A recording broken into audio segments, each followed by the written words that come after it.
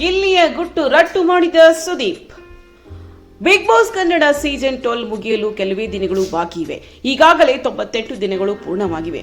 ಪ್ರಸ್ತುತ big boss ಮನೆಯಲ್ಲಿ ಉಳಿದಿರುವ ಜನರು ಕಡಿಮೆ. ಉಳಿದಿರುವವರಲ್ಲಿ ಗಿಲ್ಲಿ ಈ ಬಾರಿಯ ವಿಜೇತೆ ಎನ್ನಲಾಗ್ತಾ ಇದೆ. ಪಕ್ಕಾ ಫಿನಾಲೆಗೆ ಬರುವ ಸ್ಪರ್ಧಿ ಎಂಬ ಮಾತುಗಳು ಕೇಳಿ ಬರುತ್ತಿವೆ. ಆದರೆ ಗಿಲ್ಲಿ ಅದು ಹೇಗೆ ಇಷ್ಟು ಚೆನ್ನಾಗಿ ಆಡುತ್ತಿದ್ದಾರೆ, ಅದಕ್ಕಾಗಿ ಏನಾದರೂ ವಿಶೇಷ ತಯಾರಿ ಮಾಡಿಕೊಂಡು ಬಂದಿದ್ದಾರಾ? ಈ ಗುಟ್ಟನ್ನು ರಟ್ಟು ಮಾಡಿದ್ದಾರೆ ಸುದೀಪ್. ಕಳೆದ ವಾರ ಗಿಲ್ಲಿ ಮನೆಯ ಕ್ಯಾಪ್ಟನ್ ಆಗಿದ್ರು. ಈ ವೇಳೆ ಮನೆಯಲ್ಲಿ ಸಾಕಷ್ಟು ವಿಷಯಗಳು ನಡೆದವು. ಇದೀಗ ವೀಕೆಂಡ್ ಎಪಿಸೋಡ್ನಲ್ಲಿ ಸುದೀಪ್ ಈ ಬಗ್ಗೆ ಚರ್ಚೆ ನಡೆಸಿದ್ರು. ಈ ವೇಳೆ ಮನೆಯ ಯಾವೊಬ್ಬ ಸದಸ್ಯರು ಸಹ ಗಿಲ್ಲಿಯ ಕ್ಯಾಪ್ಟನ್ಸಿ ಹಾಗೂ ಉಸ್ತುವಾರಿ ಚೆನ್ನಾಗಿತ್ತು ಎನ್ನಲಿಲ್ಲ. ಆದರೆ ಅದೇ ಮಂದಿ ಗಿಲ್ಲಿ ತಪ್ಪು ಮಾಡಿದಾಗ ಆತನನ್ನು ನೇರವಾಗಿ ಪ್ರಶ್ನೆ ಸಹ ಮಾಡಿರಲಿಲ್ಲ. ಕ್ಯಾಪ್ಟನ್ಸಿ ಚರ್ಚೆ, ಇತರೆ ಸದಸ್ಯರು ಕ್ಯಾಪ್ಟನ್ಗಳಾಗಿದ್ದಾಗ ಗಿಲ್ಲಿಯ ವರ್ತನೆ, ಗಿಲ್ಲಿ ಕ್ಯಾಪ್ಟನ್ ಆಗಿದ್ದಾಗ ಅವರ ವರ್ತನೆ, ಎರಡರ ವ್ಯತ್ಯಾಸದ ಬಗ್ಗೆ ಎಲ್ಲ ಮಾತನಾಡಿದ ಸುದೀಪ್ ಗಿಲ್ಲಿಗೆ ಪ್ರಶ್ನೆಯೊಂದು ಕೇಳಿದರು.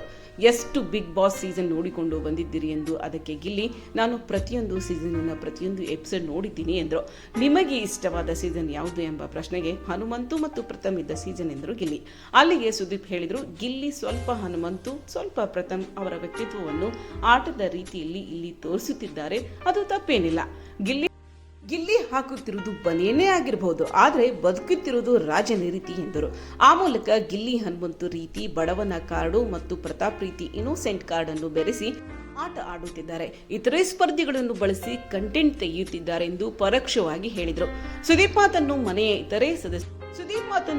ಇತರೆ ಸದಸ್ಯರು ಸಹ ಒಪ್ಪಿಕೊಂಡರು. ಇನ್ನಷ್ಟು ಹಲವು ವಿಷಯಗಳನ್ನು ತಿಳಿಯಲು ನಮ್ಮ ಚಾನೆಲ್ನ ಸಬ್ಸ್ಕ್ರೈಬ್ ಮಾಡಿ.